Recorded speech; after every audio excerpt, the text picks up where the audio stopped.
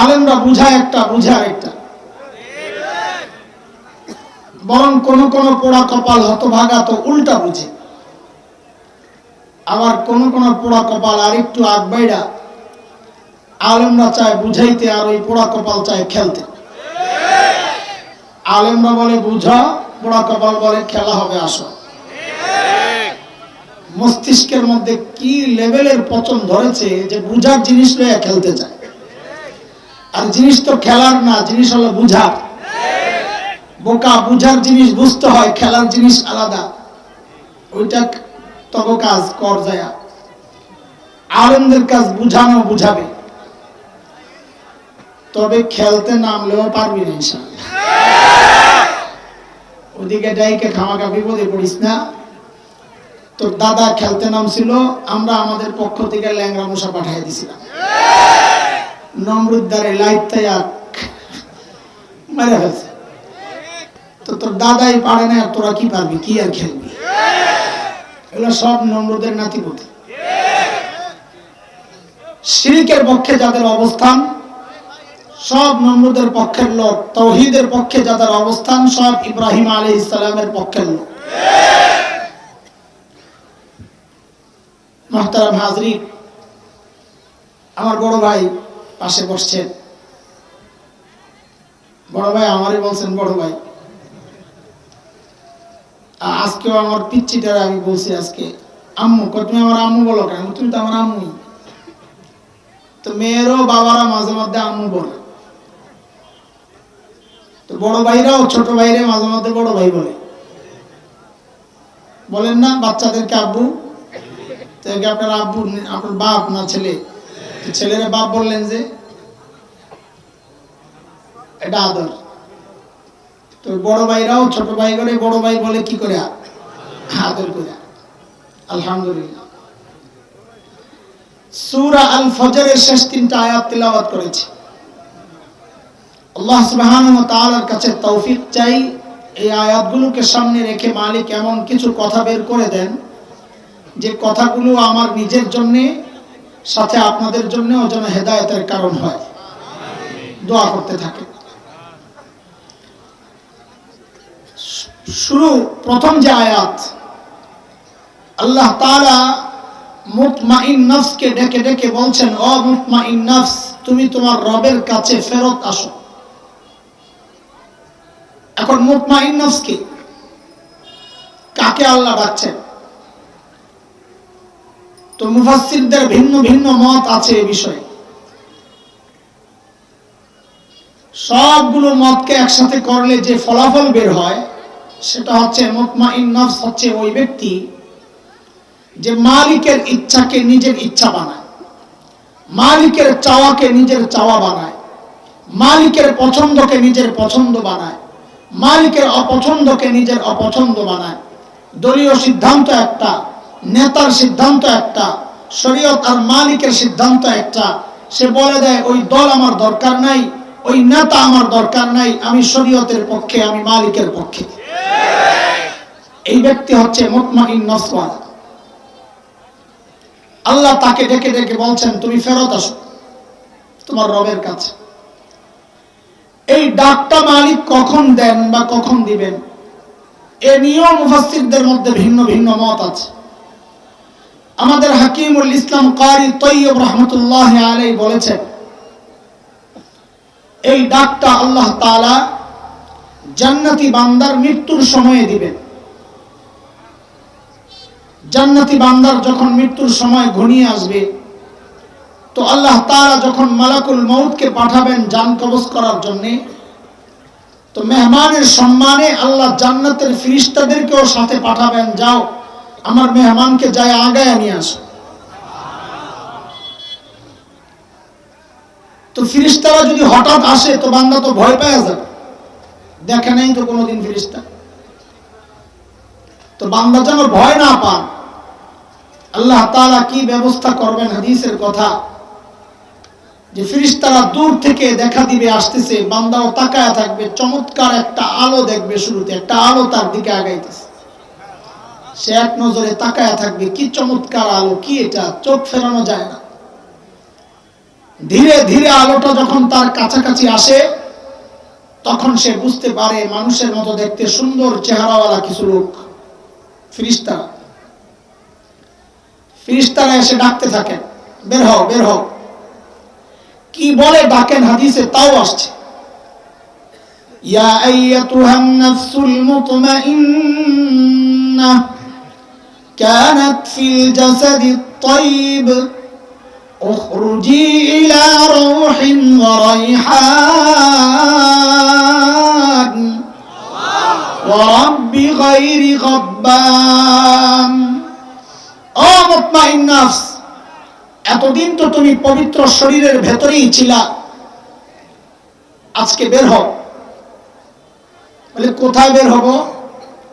তো ফেরেশতারা বলছেন ইলা রাউহিন ওয়া রাইহান, বাগ বাগিচা জান্নাতের দিকে বের হও। রাব্বি গায়রি গাব্বান, তোমার ওই রবের দিকে বের হও, রবের কাছে আসো, যে রব আজকের পর আর কোনোদিন তোমার উপর অসন্তুষ্ট হবেন না। এভাবে ফেরেশতারা ডাকতে থাকে, কিন্তু রূহ বের হতে চাইবে না। কেন? লম্বা সময় শরীরের ভেতরে অবস্থান, তো মহব্বত তৈরি হয়েছে শরীরের সাথে, বের হতে চাইবে। তখন ফেরেশতারা আল্লাহকে জানাবেন, আল্লাহ আপনার মেহমান তো আসতে চায়। এমন ঘটনা কোন কোন নবীর ক্ষেত্রে হয়েছিল। খলিল ইব্রাহিম আলাইহিস সালামের কাছে যখন মালাকুল মউত আসছে জান কবজ করার জন্য, তো খলিল মালাকুল মউতকে বড় আজীব এক প্রশ্ন করেছেন, ইয়া মালাকাল মউত আরাআইতা খলিলান ইয়াকবিদু রূহা খলিলিহি। এই মালাকুল মউত, তুমি কখনো এমন বন্ধু দেখছো যে তার নিজের বন্ধুর জান কবজ করে? আমি না আল্লাহর বন্ধু, তা আমার জান কবজ করবো কেন? তো হাদিসের কথা, ফাআরাজা মালাকুল মউত ইলা রাব্বিহ, মালাকুল মউত আল্লাহর কাছে চলে গেছে, যা খবর শোনাইছেন, আল্লাহ আপনার খলিল তো এই কথা বলে যে কোন খলিল কি তার খলিলের জান কবজ করে? তো আল্লাহ তাআলা মালাকুল মউতকে শিখায়া দিয়েছেন, যায় আমার বন্ধুকে বলো, কুল্লা, আমার বন্ধুকে গিয়ে বলো, হাল রাআইতা খলিলান ইয়াকরাহু লিকা খলিলিহি, আপনি এমন বন্ধু দেখছেন যে তার বন্ধুর সাথে সাক্ষাৎ করাকে অপছন্দ করে? খলিল তো যা বুঝার বুঝে গেছে। মালাকুল মউতকে বললেন, ইয়া মালাকাল মউত ইকবিজ রূহি আস-সাআহ, তুমি আমার জান এখনই কবজ করো। ওটা তো নবীদের শান। সাধারণ মানুষ যখন বের হতে চাইবে না, তো ফেরেশতারা যখন আল্লাহকে বলবেন, আল্লাহ আপনার মেহমান তো আসতে চায় না, তখন আল্লাহ তাআলা বলবেন, আমার মেহমানকে তার জান্নাতের বাড়িটা একটু দেখায় দেব। হ্যাঁ, যখনই জান্নাতের বাড়ি প্রকাশ পাবে, অস্থির হয়ে যাবে যাওয়ার জন্য, ঠিক ওই মুহূর্তে আল্লাহর ডাক আসবে, ইয়া আইয়াতুহান নাফসুল মুতমাইন্নাহ ইরজিই ইলা রাব্বিকি রাদিয়াতাম মারদিয়াহ ফাদখুলি ফি ইবাদি ওয়াদখুলি জান্নাতি। ও মুতমাইন নফস, ফেরত আসো, ফেরত আসো। খেয়াল করেন একটু, ফেরেশতারা ডেকেছিলেন এই বলে, বের হও বের হও। আল্লাহ শব্দ চেঞ্জ করছে, আল্লাহ ডাকার সময় বলতেছেন ফেরত আসো, ফেরত আসো। এই দুই শব্দের মধ্যে অনেক পার্থক্য। বের হও মানে কেউ নিজের ঘরেই অবস্থান করছে, তাকে বের হতে বলা হচ্ছে। আর ফেরত আসো মানে সে বাহিরে আছে, ঘরে আসার জন্য আহ্বান করা হচ্ছে, ঘরে ফেরত আয় খোকা, বিকাল হয়ে গেছে, ঘরে ফেরত আয়। তো ফেরেশতারা বলেছিলেন বের হও বের হও, আল্লাহ শব্দ পাল্টায় বলতেছেন ফেরত আসো, মানে যেখানে আছো এটা তোমার আসল ঠিকানা না। তো জনবান্দার পক্ষ থেকে আওয়াজ, আল্লাহ তাইলে আমার আসল ঠিকানা কই? তো আল্লাহ যেন দেখায় দিচ্ছেন, ওই যে জান্নাত দেখা যায়। ইরজিই ইলা রাব্বিক, রবের দিকে আসো, রাদিয়াতাম মারদিয়াহ, দুনিয়ায় পরীক্ষা দিয়েছো, রবের সিদ্ধান্তকে খুশি মনে মেনে নিয়েছিলা, আজকে পরীক্ষার ফলাফল ঘোষণা হচ্ছে, মারদিয়া, রব তোমার উপর রাজি। তাহলে পুরস্কার দেন, কাহা পুরস্কার নেও, যাও জান্নাতে ঢুকে যাও। কিন্তু মাঝখানে একটু কথা রয়ে গেছে, ফাদখুলি ফি ইবাদি, মানে কি? নতুন জামাই যখন শ্বশুর বাড়িতে যায় তো শ্বশুর শাশুড়ি জামাইরে কত আদর করে, তাই না? কথাই তো আছে জামাই আদর, মানে জামাইরে তো আদর করে, খুব আদর করে। দুনিয়া সবচেয়ে বেশি আদর করেন কে? শাশুড়ি। পোল্ট্রি বাস দেখছেন কারবার কেমনি ভুলে গেল? সবচেয়ে বেশি আদর করেন কে? সবচেয়ে বেশি আদর দেখান শাশুড়ি।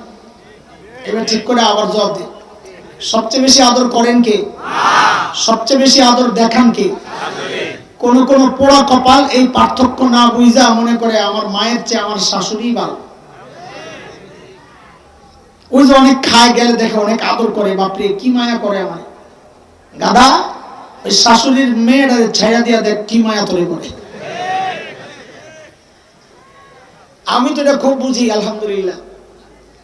আমার শাশুড়ি আমাকে খুব আদর করেন, বড় জামাই খুব আদর করেন, বড় ঘরের মানুষ, মানুষও খুব ধনী মানুষ। তো শ্বশুর বাড়িতে গেলে খাবারের তো আয়োজন তো অভাব নাই, অনেক কিছু আয়োজন করি। জামাই আসছে, খাই আর চিন্তা করি যতই খাওয়ান আমার মার চেয়ে বেশি আদর করেন না। গরিবের ছেলে আমি, আমার মা হয়তো আমার সামনে এত আইটেম হাজির করতে পারেন নাই, অক্ষমতা, আমাদের সীমাবদ্ধতা ছিল। কিন্তু তার মানে এটা না আমার মা মায়ের চেয়ে শাশুড়ি বেশি আদর করে। এটা এখন খুব ভালো বুঝি। কেন? মাহফিল শেষে যখন ঘরে ফেরত যাই, বাচ্চারা যখন নানু বাড়িতে থাকে ঢাকাতে, তার নিজের বাসায় যায় না, সোজা শ্বশুর বাড়ি যায়, সব ওখানে।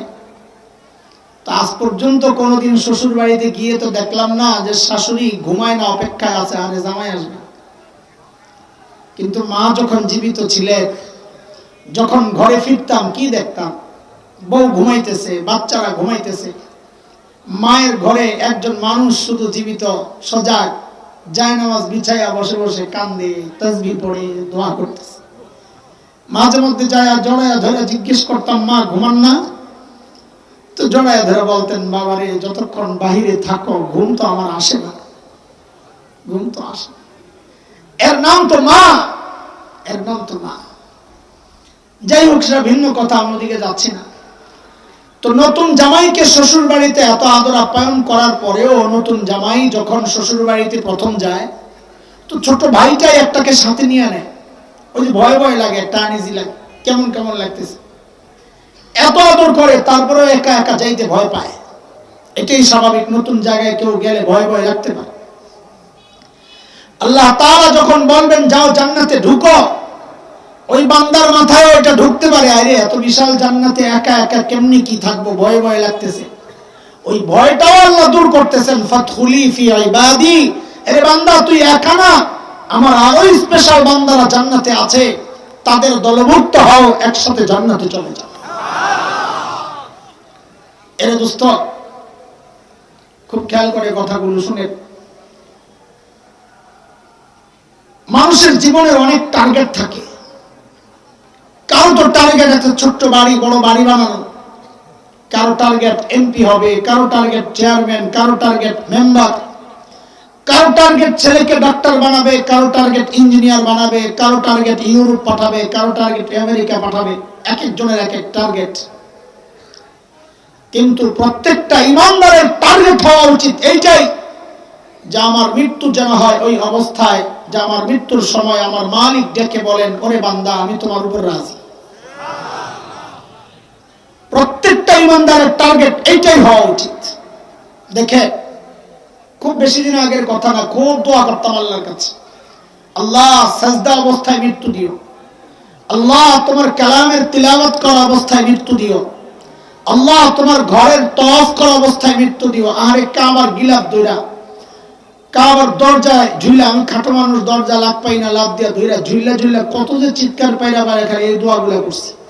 আরাফায় কানসি, পাহাড়ের চূড়ায় যায় দাঁড়ায় দাঁড়ায় কানসি আর দোয়া করছি, আল্লাহ সাজদার মৃত্যু দিও, তিলাওয়াতওয়ালা মৃত্যু দিও, তওয়াফ অবস্থায় মৃত্যু দিও, যুদ্ধের ময়দানে, লড়াইয়ের ময়দানে, জিহাদের ময়দানে এমন মৃত্যু দিও যে আমার লাশটা খুঁজে পাওয়া না যায়, ছিন্ন বিচ্ছিন্ন হইয়া গোটা ময়দানে ছড়ায়া ছিটায়া থাকে, আল্লাহ এমন মৃত্যু দিও, এ দোয়া করতাম খালি আর কান্তাম। হঠাৎ একদিন মাথায় আসছে যে দোয়া যা করতেছি ঠিক আছে কিনা, না আর একটু চেঞ্জ হওয়া দরকার। কেন মাথায় আসছে? কারণ চিন্তা করলাম, হ্যাঁ নবী আলাইহিস সালাম আমি যতগুলো দোয়া করতেছি এক অবস্থায়ও ইন্তেকাল করেন নাই, না তিলাওয়াত অবস্থায়, না সাজদা অবস্থায়, না তওয়াফ অবস্থায়, না জিহাদের ময়দান।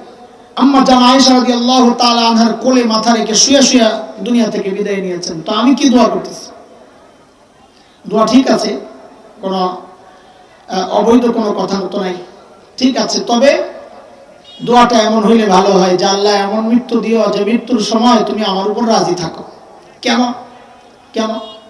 আমার দোয়া হয়তো আল্লাহ কবুল করলেন যে আল্লাহ সেজদা অবস্থায় মৃত্যু দিও, ঠিক আছে যা সেজদা অবস্থায় মর। আমি সেজদা অবস্থায় মারা গেলাম, কিন্তু আমার মালিক আমার উপর রাজি না, তো এই সেজদার কি দাম? তওয়াব আর তিলাওয়াত অবস্থায় মৃত্যুবরণ করলাম, কিন্তু আমার মালিক আমার উপর রাজি না, তো এই তওয়াব আর তিলাওয়াতের কি দাম?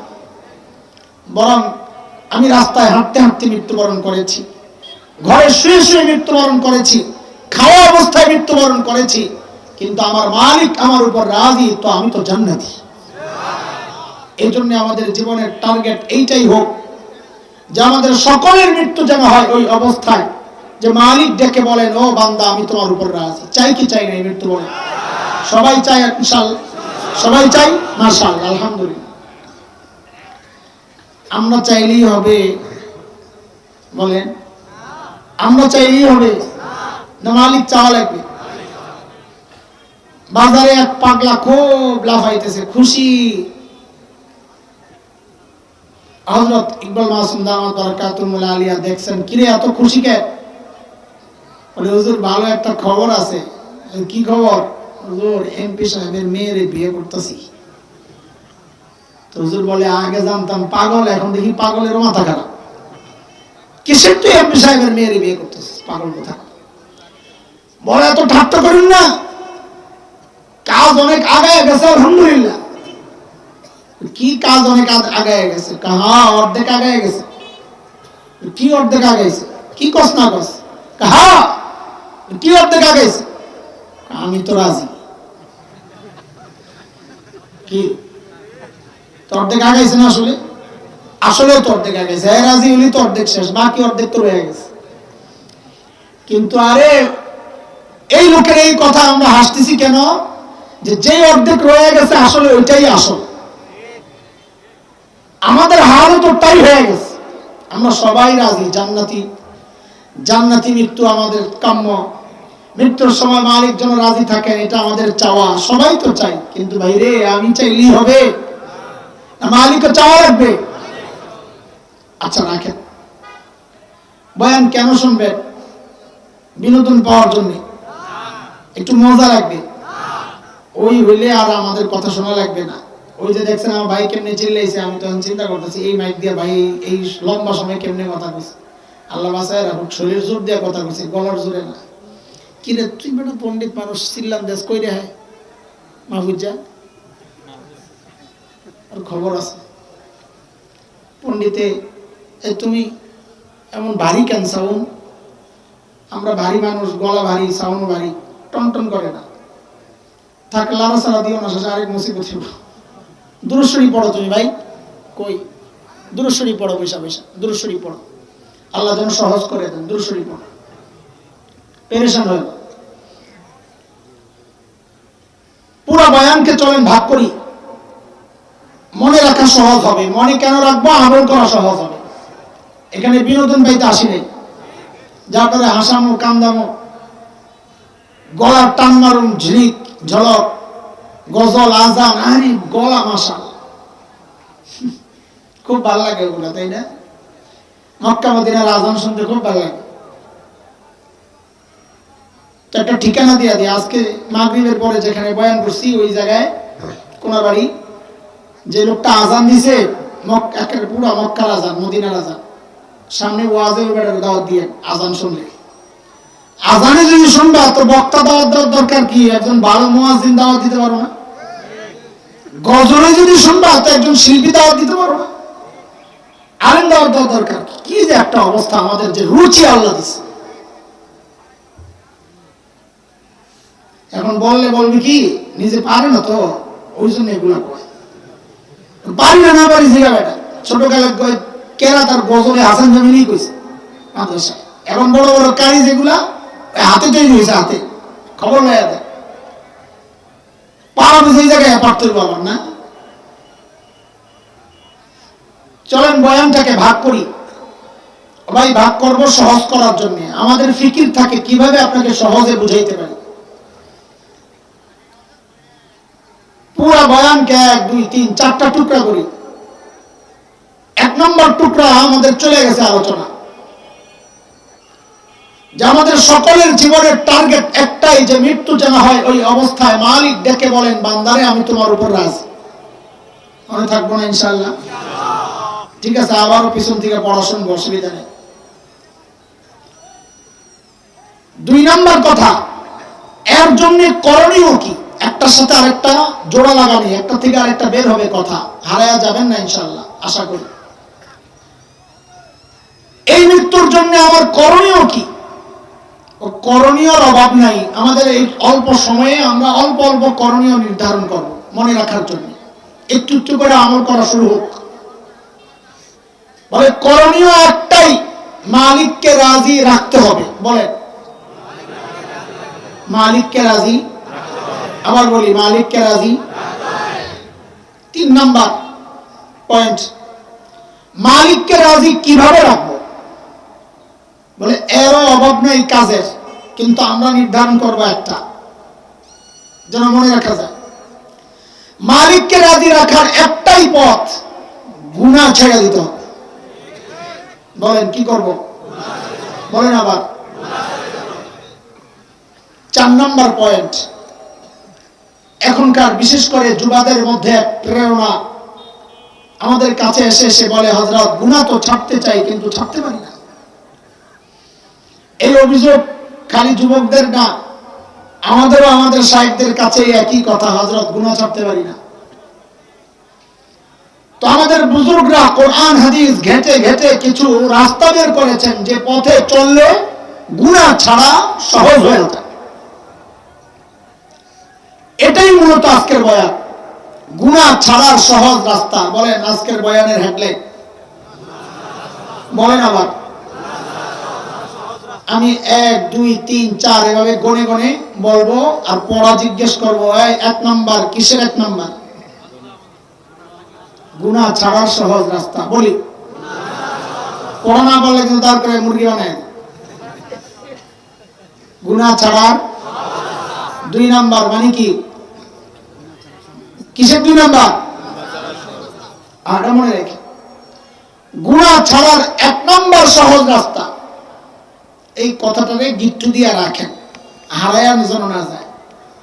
আসবো আবার ইনশাআল্লাহ। চলেন আরেক জায়গায় যাই। আল্লাহ তাআলা তার সমস্ত বান্দাকে রহমতের ছাতা দিয়ে ঢেকে রাখছেন। কোরআনের কথা, আমি আমার প্রত্যেকটা কথাকে চেষ্টা করব কোরআন দিয়ে সাজাইতে, যেন কথাগুলো ওজনওয়ালা হয়। কোরআনের ছাতার কথা নাই, বুঝানোর জন্য ছাতা বলতেছি। মালিক বলেন, লাহু মুআক্কিবাতুন মিন বাইনি ইয়াদাইহি ওয়া মিন খালফিহি ইয়াহফাযুনাহু মিন আমরিল্লাহ।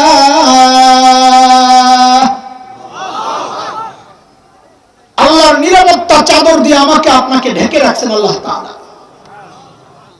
কেন? যেন আমাদের উপর বিপদ না আসে। বলেন কেন?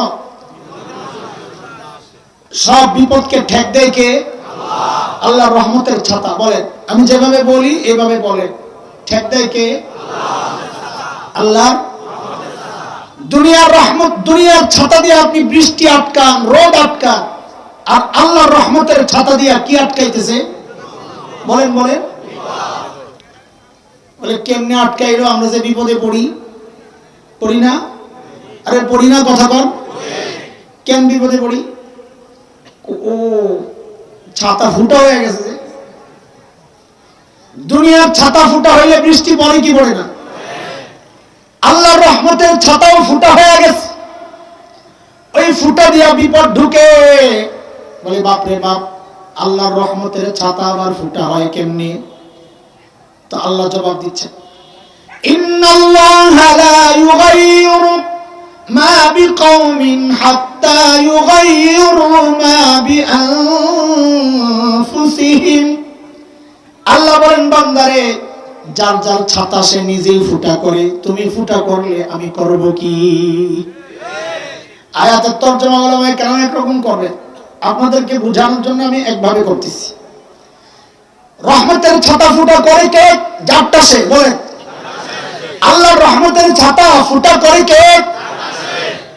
বলে রহমতের ছাতা আবার ফুটা হয় কেমনে? বলে আল্লাহর রহমতের ছাতা ফুটা হয় গুনাহ দিয়া।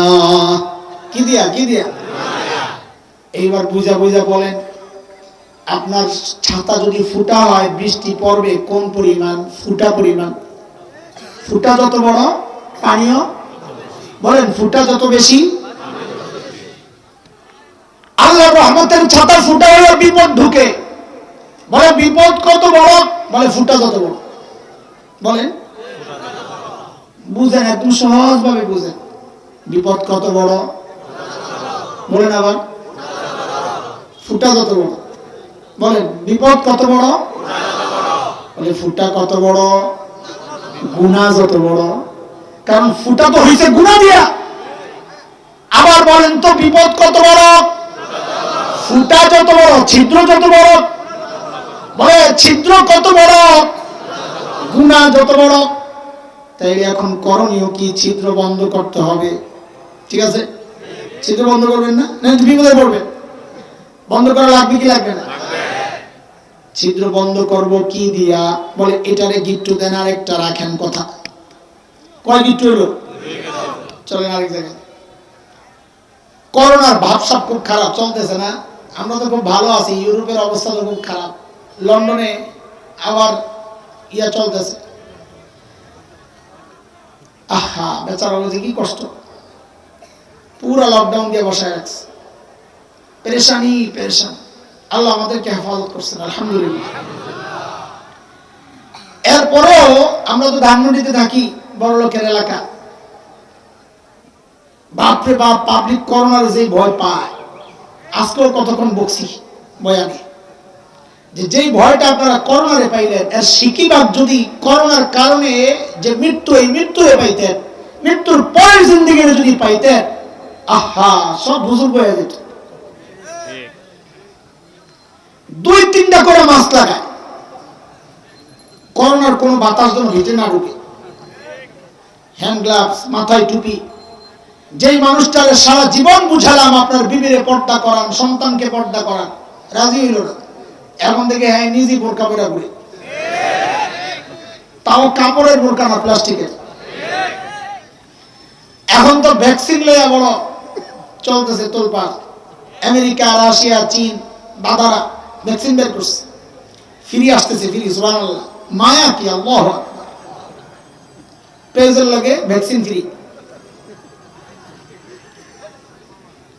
ভাই শুনে, এই ভ্যাকসিন কাজ হবে কি হবে না এটা আল্লাহই জানেন, কিন্তু যত আযাব আছে সমস্ত আযাবের জন্য মালিকেরও ভ্যাকসিন আছে। এখন আমার জানতে চাওয়া, এরে মুসলমান, মালিকের আরশের ভ্যাকসিন লাগাবা না ভারতের ভ্যাকসিন লাগাবা? কোনটা? ভারতের না আরশের? আরশের না ভারতের? জোরে জোরে কোনটা?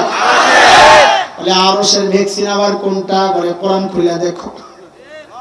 মালিক বলেন, ওমা কানা আল্লাহু লিউআযিবাহুম ওয়া আনতা ফীহিম ওমা কানা আল্লাহু মুআযিবাহুম ওয়া হুম ইস্তাগফিরুন।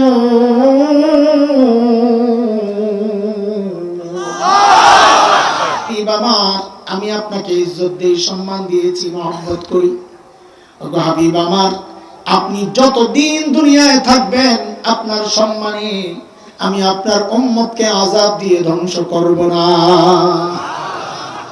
তাইলে কি বোঝা গেল? নবী আলাইহিস সালাম নিজেই একটা ভ্যাকসিন। যতদিন ছিলেন আল্লাহর ওয়াদা, আমি আযাব দেব না। তাইলে তো ভ্যাকসিন একটা আঙ্গুল মিস হয়ে গেল না? নবী তো নাই, মিস হইছে না? আর কথা বল না। আল্লাহ আমরা ঠকাইছি? আরে না, আমাদের বড়রা বলেছেন খুশির খবর, কেউ যখন সুন্নতের জীবন বানাবে, সুন্নতের সাথে লেগে থাকবে, সে যেন নবী আলাইহিস সালামের সঙ্গী আছে। তার মানে হচ্ছে সুন্নতের জীবন বানাবে, কসম আল্লাহ তাকে আযাব দিয়ে ধ্বংস করবেন না ইনশাআল্লাহ। পেছ লাগায়েন না আবার হুজুরের করোনায় ধরছে দেখে বলেন না কি রে হুজুর কি সুন্নত মানে নাই, তাহলে হুজুরের করোনা ধরছে কেন? আমি করোনা বলি না, আমি বলছি আযাব। কি করোনা মানি যে আযাব, ব্যাপারটা এমন না। আমাদের এক ভাই বয়ান করেন, এই বেচারা এক বক্তব্য দিয়ে এমন বিপদে পড়ছিল, কোন নামাজিরে করোনায় ধরবে না, যদি ধরে তো কোরআন মিথ্যা। হায়রে পাবলিক পোলাবেন ধরছিল ইচ্ছা মতো, কয় কিরে পাগলা, নামাজিকেও করোনায় ধরতে পারে, অপরাধীকেও ধরতে পারে, নেককারকেও ধরতে পারে। কেন? করোনা একটা বিপদ দুই রকম, এক বিপদ হচ্ছে আযাব, আরেক বিপদ হচ্ছে পরীক্ষা। অপরাধীকে যখন ধরে তখন এটা আযাব, নেককারকে যখন বিপদে ধরে তখন এটা আযাব না, এটা পরীক্ষা। দুইটাই আছে কোরআনে। সূরা রুম আয়াত 41 মালিক বলেন, যাহারাল ফাসাদু ফিল বাররি ওয়াল বাহর বিমা কাসাবাত আইদিন নাস। আযাব সূরা বাকারায় আল্লাহ বলে, ওয়ালানাবলুওয়ান্নাকুম বিশাইইন মিনাল খাউফি ওয়াল জু'। আল আয়া, আল্লাহ বলেন আমি কখনো কখনো বিপদ দেই পরীক্ষা করার জন্য। বলে পরীক্ষা কেন করবে? তুই উপরে ক্লাসে উঠবি না, উঠলে পরীক্ষা দেওয়া লাগবে না? উপরের ক্লাসে উঠলে পরীক্ষা দেওয়া? আল্লাহ বলেন আমি তোরে উপরের ক্লাসে উঠাইতে চাই, তোরে আমি মায়া করি, আমি চাই তোরে একটু বিপদে ফালাই আমার আরো কাছাকাছি আনতে। বলে এটা আবার কেমন কথা, বিপদে ফালাই কাছাকাছি আনে? কয় তাহলে বুঝে নাকি? বুঝে। আমার ছোট্ট একটা পিচ্চি আছে মেয়ে, আমি আমার বাচ্চাদের থেকে সবক নেই, আমি আমার ঘর থেকে সবক নেই, আপনাদের থেকে আমি বহুত সবক নেই, এগুলা নিজে নিজে প্র্যাকটিস করি আর মাথায় ঘুরাই। আর এই কারবার তো এটা। আমার বাচ্চাটা এখন 7-8 বছরের, যখন 2-2.5 বছরের ছিল মায়ের দুধ মাত্র ছেড়েছে। বাচ্চারা যখন নতুন নতুন মায়ের দুধ ছাড়ে তো কিছুদিন মার বুক ছাড়ে না, এর সাথে ঘ্যান ঘ্যান ঘ্যান ঘ্যান করতেই থাকে, দূরে যায় না। তো আমাদের দুইজনের মাঝখানে ঘুমায়, মায়ের সাথে খালি লাগে, আমার কাছে আসতে চায় না, জ্ঞান জ্ঞান করে। তো একে তো জ্ঞান জ্ঞান করে এক বিরক্তি, আবার আমার কাছে আসে না, বাবা হিসাবে একটা কষ্ট হতো লাগে, খারাপ লাগে। এখন আমার বুদ্ধি কি, তো মাঝে মাঝে ইচ্ছা করে খোসা দিতাম, সরো সরো তুমি আমার কেউ না, তুমি আম্মুর কাছেই থাকো, আমার তো আম্মু যে বড় আপনি, তুমি আমার কেউ না। তো ডিজিটাল বলা ভাই তো বুঝে যে বাবা অভিমান করছে, তো যেই না ধাক্কা দেয় তা আব্বু না তুমি আমার আব্বু, বাবা বাবা করি যা বলা ভাই। তা এটা দেখলে আমি আবার একটা ধাক্কা দিই, ও ভাই ধাক্কা দিয়ে দূরে সরানো না কাছে আনা? আমি ধাক্কা দিই, যত দূরে দেই সে তত স্পিড আমার কাছে আসতে চায়। তো চূড়ান্ত আয় না আমার কাছে আসবে, খবরদার তুমি তোমার আম্মুর কাছেই থাকো। আল্লাহ ভাই এসে বুকে জড়ায়, চোখে কপালে মুখে এই সমানে চুমা শুরু। তো এই যে তারা আমি ধাক্কাইছি কি জন্যে? কাছে আনার জন্য। আল্লাহ নেককার বান্দারে যখন কাছে আনতে চান তখন হালকা একটা ধাক্কা দেন, ধাক্কা দিলে বান্দাকে আল্লাহ আল্লাহ মাফ চাই, আল্লাহকে সর সর সর, আল্লাহ আল্লাহ মাফ, হালকা আমি তো রেই চাইছি, আয় আমার কাছে।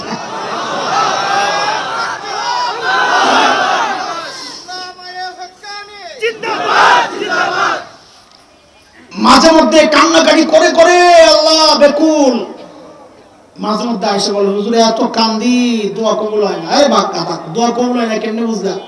কই যে কান্দি, আরে কানলেই যে আল্লাহ তোমার যা চাও তাই দিয়ে দিবে, ওটা আগে বুঝো। আল্লাহ কেন দেয় না সাথে সাথে? ওই আমার ছোট্ট বাচ্চারা দিয়ে বুঝছেন।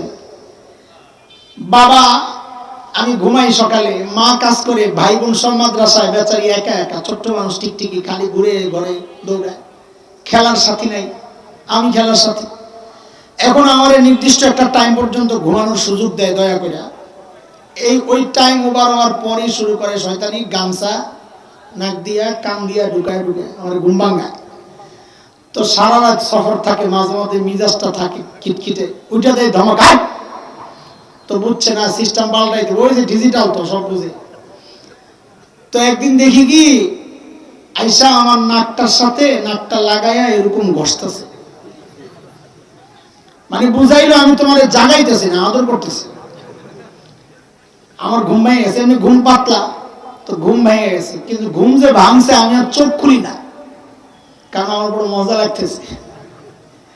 এটা যে বাবা সেই বুঝবে, ছোট্ট বাচ্চারা সেরকম আদর করলে কেমন লাগে।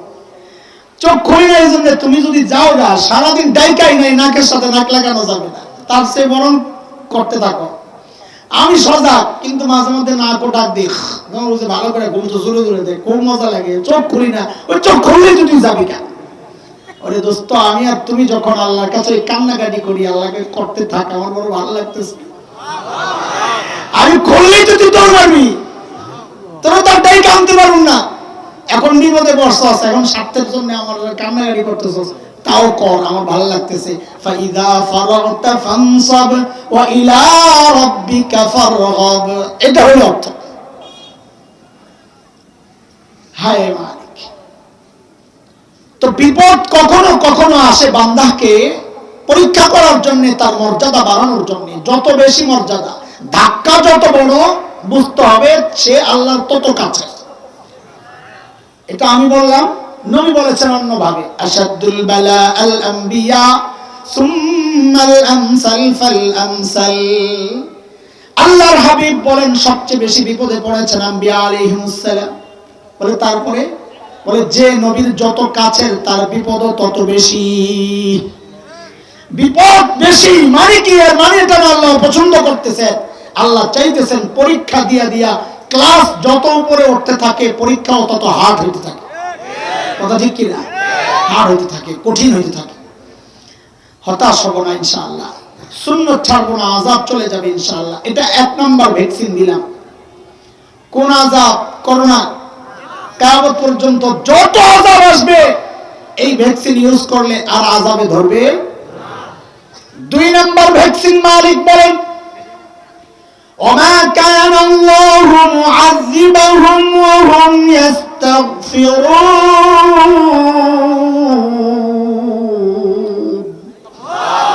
আল্লাহ বলেন, বান্দারে তুমি যখন ইস্তিগফার পড়বা, আমি আল্লাহ ওয়াদা দিচ্ছি তোমাকে আযাব দিয়ে আমি ধ্বংস করব না।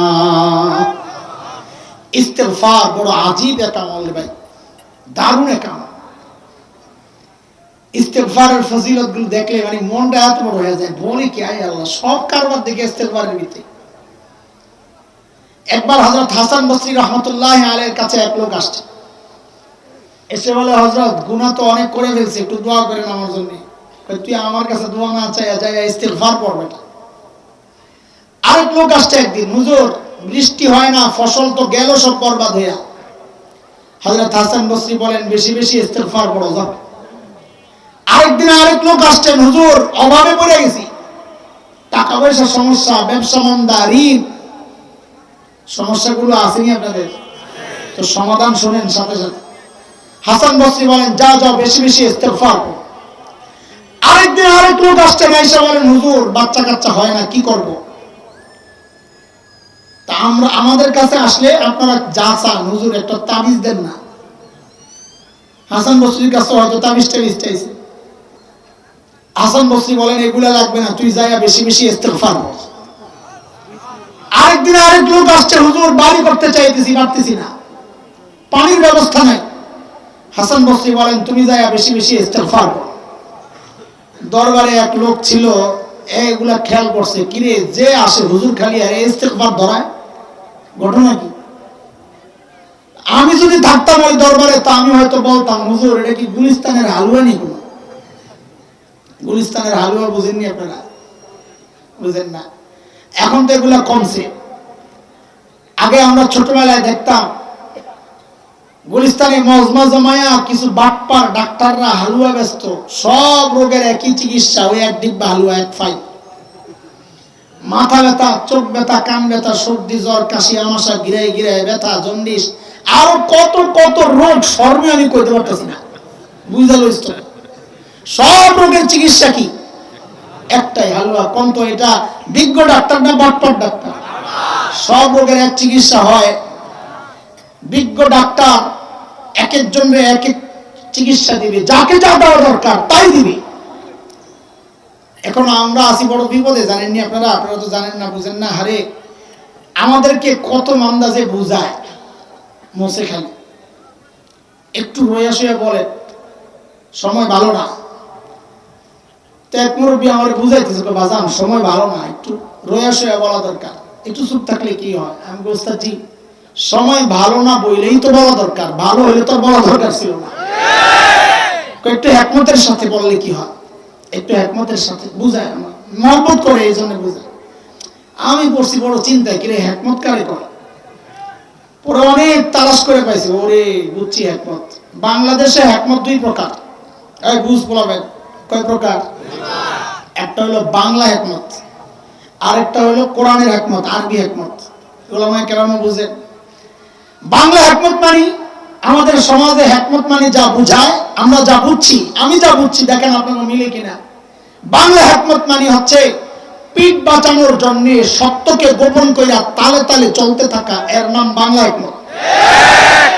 একমতের সাথে কথা কও মানে সত্য গোপন কইরা খালি কবরের ওয়াজ কর। কি কর? খালি কবরের ওয়াজ কর। এখন মানুষ চায় আমরা যেন খালি কবরের ওয়াজ করি। আরে তুমি কি আমার বাটপার ডাক্তার পাইছো? রোগী হলো নানান শ্রেণীর, তারে বুঝে আমি খালি কবরের ওয়াজ করবো না? বাটপার ডাক্তার যেমন সব রোগের এক চিকিৎসা দেয়, ঠিক বাটপার আলেমও সব রোগের এক চিকিৎসা দিতে চায়। অভিজ্ঞ ডাক্তার যাকে প্যারাসিটামল দিতে চাইবে, সে উপযুক্ত হলে প্যারাসিটামলই দিবে। যদি দেখে রোগটা একটু কঠিন জটিল, তাকে অ্যান্টিবায়োটিক দিবে। আরেকটু হলে ইনজেকশন পুশ করবে। যদি দেখে না রোগটা অপারেশনের রোগী, তো তাকে অপারেশন করাই হচ্ছে বিজ্ঞ ডাক্তারের কাজ। অপারেশনের রোগীরা যদি কেউ প্যারাসিটামল সিরাপ খাওয়ায়, তো বুঝতে হবে এটা বাটপার ডাক্তার। কথা ঠিক কিনা? উম্মতের নানান অবস্থা, উম্মতের এই সব অবস্থায় কোন কোন আলেম যায় কবরের ওয়াজ শোনাবে, ঠিক আছে। যদি কবরের ওয়াজ শোনাইতে হয়, তো আমরা আমাদের কোন দায়ীকে পাঠাইয়া দিব, দাওয়াত তাবলীগের মেহনতের কোন সাথীকে পাঠাইয়া দিব, যাও নরম নরম কইরা যায় তাকে বুঝাও। আর আমরা যদি দেখি যে না, এটা শুধু প্রাথমিক রোগী না, রোগ আর একটু কঠিন, তাইলে মারণ আইয়ুবীরে পাঠাইয়া দিব, যাও একটু নরমে একটু গরমে যায়া সিরাপও দিও, অ্যান্টিবায়োটিকও দিও, লগে মিলাইয়া দিলাইয়া মুফতি মুশতাক নবী দামাত বারাকাতুহুরে পাঠাইয়া দিব, যে ভাই যাও যায়া মিলাইয়া দিলাইয়া দাও রোগীর অবস্থা অনুযায়ী। কিন্তু যদি দেখি রোগীটা অপারেশনের রোগী, তখনও তুমি চাও কবরের ওয়াজ। আরে না না, তখন তো দরকার মামুল হকের মতো অপারেশন।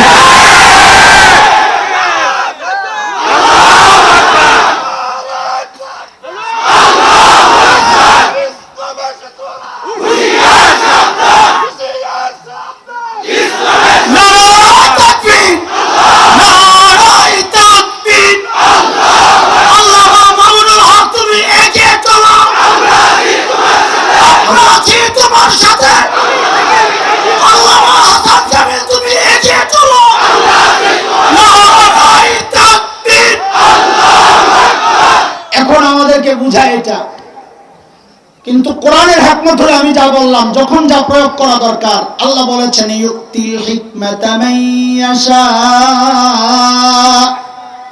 ওয়া মান ইউতাল হিকমাতা ফাকাদ উতিয়া খায়রান কাসীরা ওয়া মা ইয়াযাক্কারু ইল্লা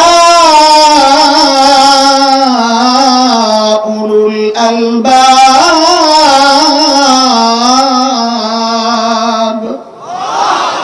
আল্লাহ বলেন হিকমত আমি যাকে দিয়েছি তাকে প্রভূত কল্যাণ দিয়েছি। ওই হিকমত কোনটা? মুফাসসিরিনে কেরাম বলেন ওই হিকমত হচ্ছে যেখানে যা প্রয়োগ করা দরকার সেখানে তা প্রয়োগ করা। জিহাদ দরকার, অপারেশন চলবে, এখন রোগীর কথা অনুযায়ী ডাক্তার চিকিৎসা দিবে। এক রোগী গেছে হসপিটালে, যায়া দেখে লেখা অপারেশন থিয়েটার, আমি এই হসপিটালে ঢুকুম না। কি জন্য? কাটাকাটি হয়। কত তোর কাটাকাটি দরকার? কায়ের জঙ্গি গেছে, আমি যাবো না। এখন যদি ডাক্তার কয় ঠিক আছে তাহলে তোর অপারেশন করবো না, ওই রোগীর কথা শুনে যদি ডাক্তার চিকিৎসা করতে হয়, ওই ডাক্তাররা এই পেশায় থাকার দরকার নেই। এখন পাবলিক চায় যে পাবলিকের কথা মতোই আমরা যেন বক্তব্য দিই। রাজনীতির আলাপ করা যাবে না, উস্কানিমূলক বক্তব্য দেওয়া যাবে না। বহুদিন চিন্তা করছি রাজনীতির আলাপ কোনটা।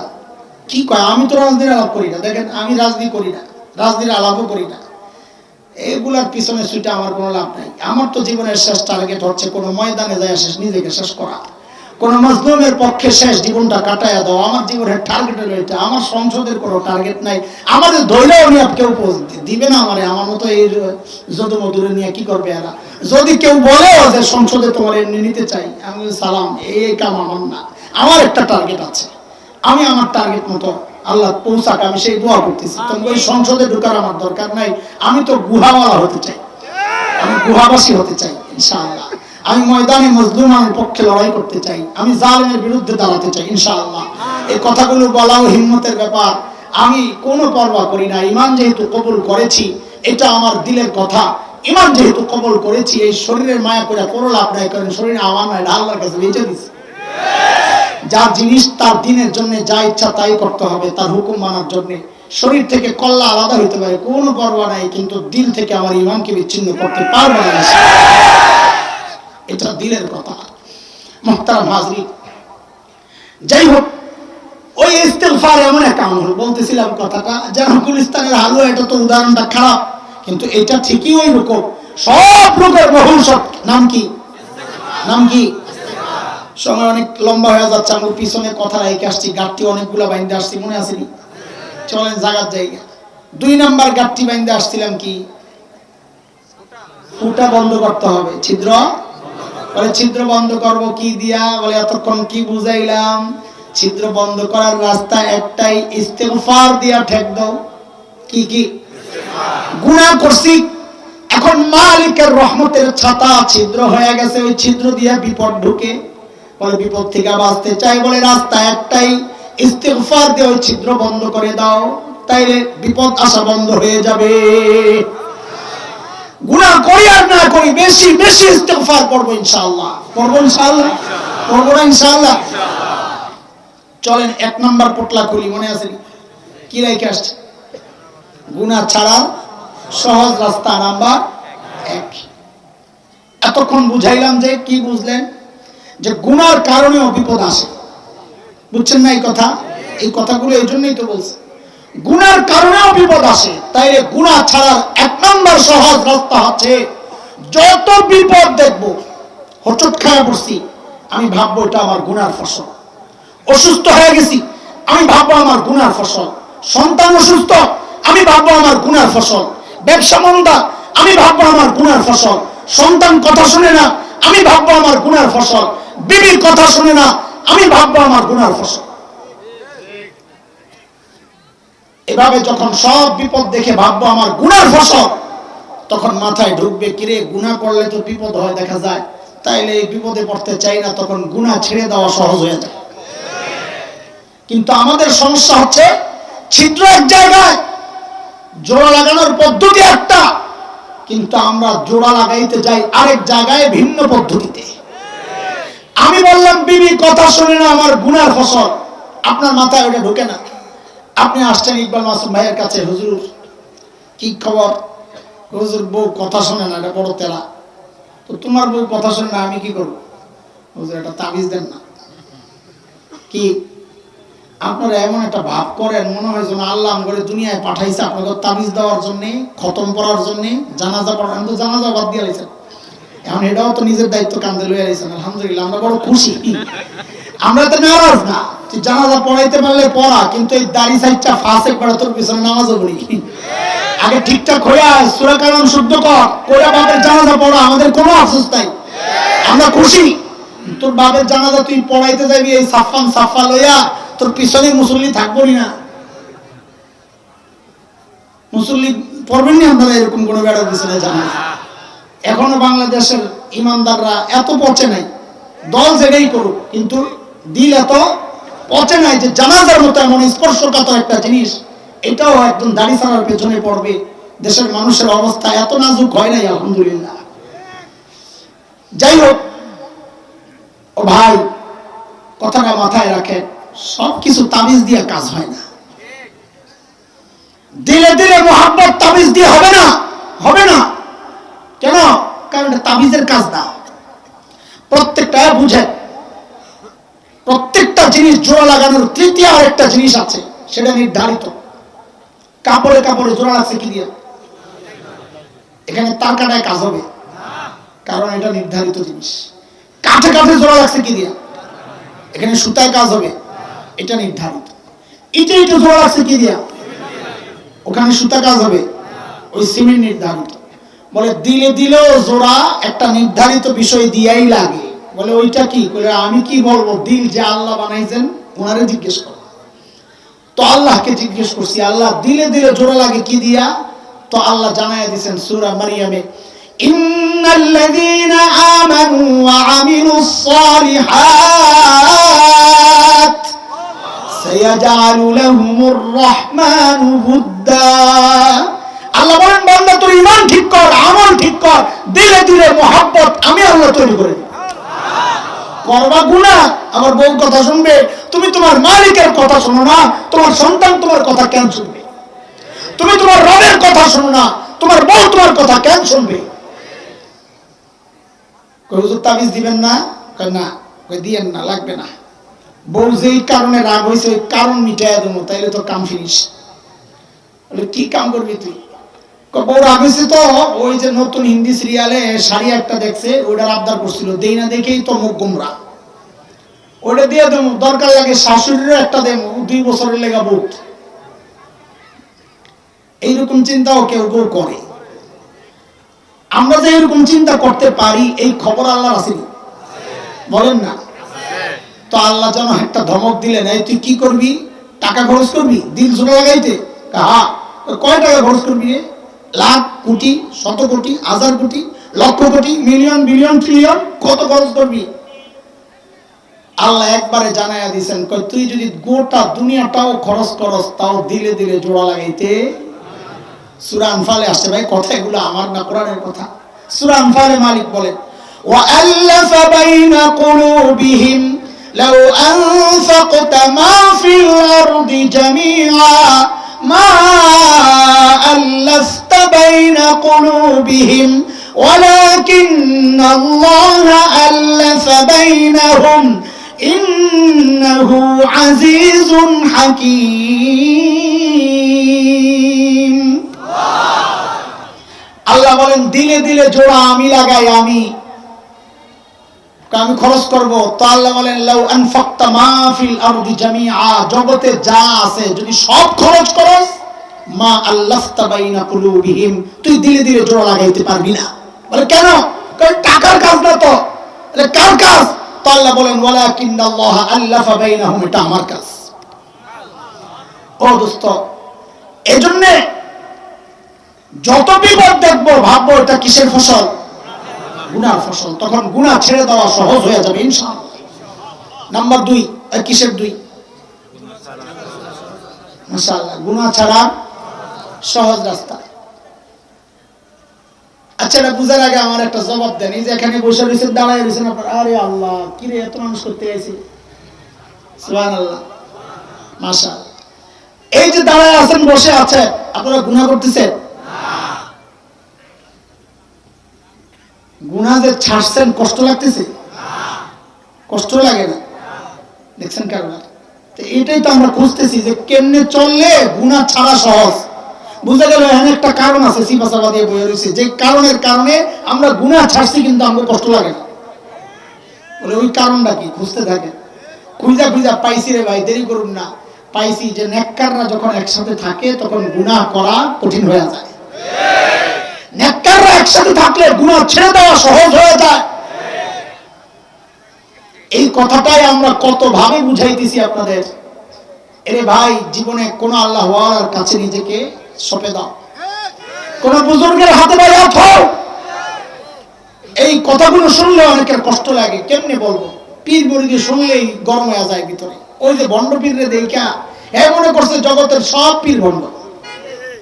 আরে ভাই, একটু বুঝার চেষ্টা করা। কেমনে বুঝাবো? একটা ছোট্ট উদাহরণ দিই, তাই। আচ্ছা বলেন তো, এই টুপিটা নেককার না নেককারের পোশাক? নেককারের পোশাক। আচ্ছা মাশা, বলেন তো আপনারা, টুপি পইরা গুনাহ করা সহজ না কঠিন?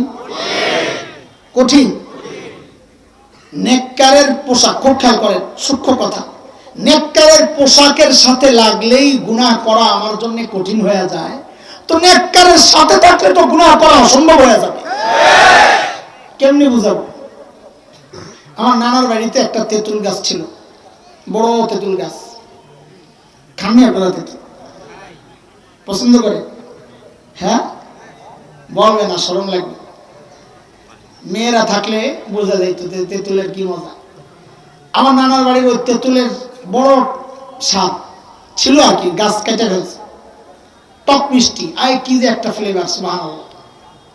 আমরা যখন নানা বাড়িতে যেতাম, তা আম্মা নিষেধ করতেন যে এই তেঁতুল খাওয়া যাবে না, কারণ তেঁতুল খাইলে ব্রেন ভার হয়ে যায়। অনেকে বলে কমে যায়, না কমে না, ভার হয়ে যায়, তখন বুঝতে সহজ হয় না, থাকে না। তা আম্মা নিষেধ করতেন তেঁতুল খাওয়া যাবে না। তো নানার বাড়িতে গেলে কি আর নিয়ম কানুন মানা লাগে?